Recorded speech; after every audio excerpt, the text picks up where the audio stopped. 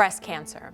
It affects the lives of about 268,600 women every year. Survivors go through a series of treatments including chemotherapy and radiation. And depending on the type of breast cancer, some women get a mastectomy, where they remove one or both breasts, and then reconstructive surgery.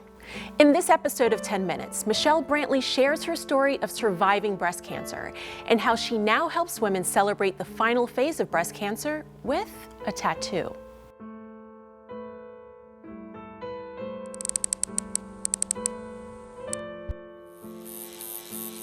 I'm licensed as a tattoo artist.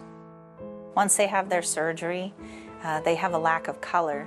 Oftentimes, they don't have areolas or nipples, so I go in and I can create that for them. My name is Michelle Brantley, and I started Seashell's Permanent Makeup a little after my journey, and I went through chemo, and it was pretty harsh.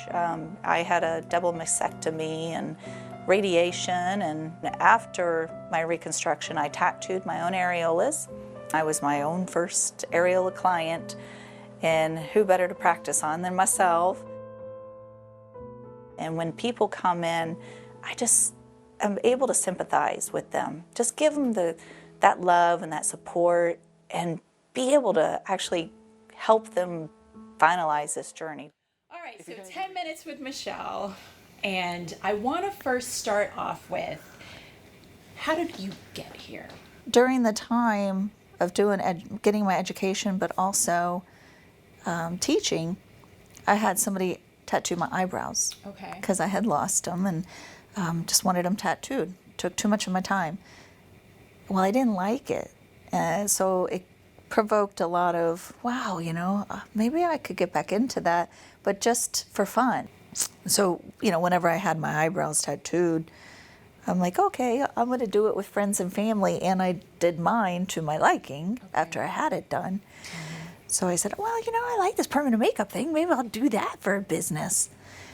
Lo and behold, I was like, uh-oh, here I am again. I've working on a degree, and then I'm changing my route. Right. But that happens often with a lot of people, but not to you. Okay. So I had my conversation with God, and I'm like, all right, I really like the permanent makeup thing, but I don't think it'd be lucrative. Now that I'm not teaching, I don't want to go back to teaching. Mm-hmm. I did it for my kids. I didn't do it for me. I said, you know what, God, I'm so bullheaded. Just knock me upside my head. Show me the way. Worst thing you can ever say, especially to God. Oh, right. Because not long after that, I found a tumor in my breast. Mm. And at the time, it was just like the size of a pea.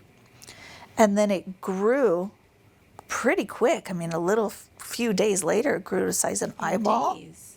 Wow. And then in another week, it was the size of a golf ball. And it just kept growing. And eventually, I got a lumpectomy. We did the mammogram, all that stuff, MRIs, got a lumpectomy. And it was the size of a large orange. Wow. So that was really quick. Very, very, very, very quick. And what was the stage? Well, at that time, when he did the lumpectomy, 2 weeks later, it grew right back to the size of a large orange. Mm-hmm. So he removed every bit of it. I went back to my follow-up, and he's like, oh, you're great, no worries. It's benign, it's nothing, so don't worry about it, you're good. Mm-hmm. And I'm like, no, we're not good, because it grew back to the size of the orange again, and it's only been 2 weeks. He's like, really? He goes, no, I removed all of it. And he wasn't a very good guy. Later I found out it was a pretty awful person, doctor.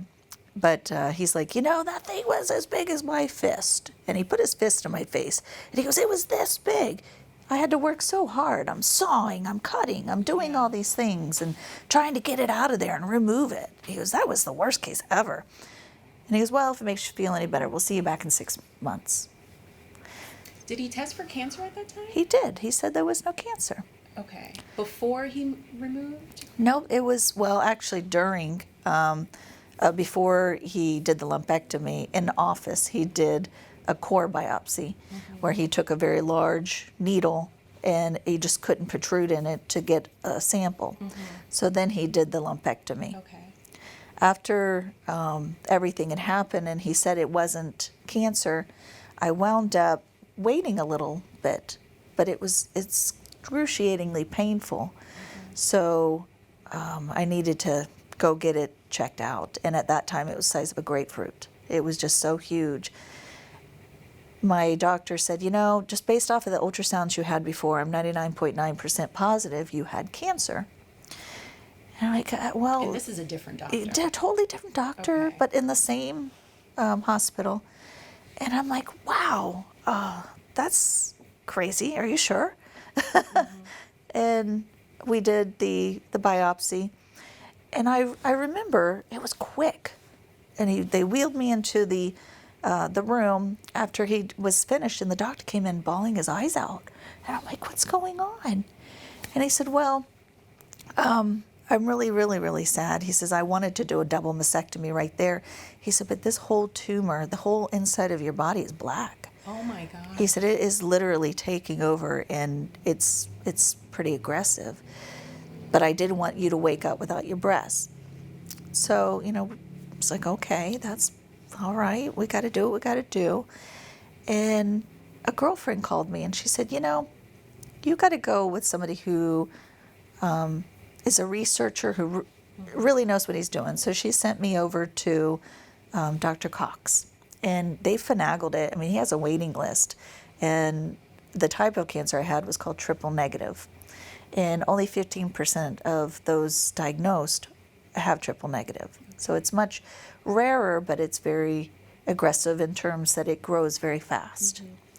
So he's a researcher. He's like, wow, this girl has a huge mass. Yeah. He has a lot to research on. So he also did a biopsy, and they're talking to me, telling me I need to get an oncologist. And I'm like, okay, so where do I get one of those, and what are they? I didn't even know what an oncologist was at that time. I didn't know anything about cancer. It doesn't really run in my family. So I got an oncologist, and I show up, and I'm like, hey, this thing is huge. We need to do chemo ASAP. Wow. And I remember getting chills and feeling extremely ill. And Now, when you say ill, were you nauseous? Were you tired? What were some of the, how were you feeling? I truly felt as though I was leaving. It was my time. Really? And at that point, I wasn't nauseous, but there was another point where I was, but not that point. I just felt like I was slowly I was leaving. And in the next couple of hours, it was done. That's truly, truly how I felt. I passed out, and I came to a little bit, and I just remember thinking, if this is my time, I just want my kids to know how much I love them. And, you know, that's all I ask. Passed out again. And it was, you know, all of these were just brief little blurbs that you could barely remember. And I eventually, you know, came to, I looked around, and I thought, I feel different than what I did. Like, I almost feel like there's a chance, where I didn't feel like there was a chance. And each day, I just remember I got better and a little bit better, but I was still not doing well. And they started giving me steroids, and that did help. But the tumors were still growing. And I remember joking with my oncologist. I'm like, hey, it's nice seeing you. Did you have a good conversation with my breasts before I arrived? That's great that, you know, that you had some humor in it. I guess you have to at that point, right? Yeah. So, you know, the tumors were not responding. They were still growing. They were going to do an immediate mastectomy. And my oncologist, who is brilliant, he said, no, we're going to change the chemo, and we're going to see how you do. And if you don't respond, then we're going to do the mastectomy. He said, but we really don't want to open it up yet. And lo and behold, that new chemo that he gave me, they started shrinking. and melting away. Michelle's story, like anyone else's, takes more than just 10 minutes. In the next segment, Michelle explains how her journey of survival led her to dedicate her life to tattooing areolas.